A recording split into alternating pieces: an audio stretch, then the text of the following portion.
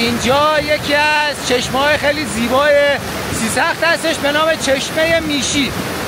حالا فیلمشو بعداً بهتون نشون میدیم. یه چشمه‌ای که تو پایین دست میره، حالا طبق روایت‌های مختلفی آب سر بالا میره، یعنی وقتی آب سر بالا رفت قورباغه ابوعطا میخونه مال همینجاست.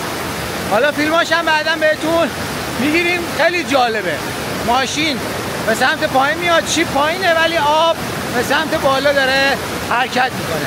چشمه میشی که از کوه دنا، رشته کوه دنا اینجا برفا سرچشمه میگیره و میاد میره به سمت شهر سیسخت.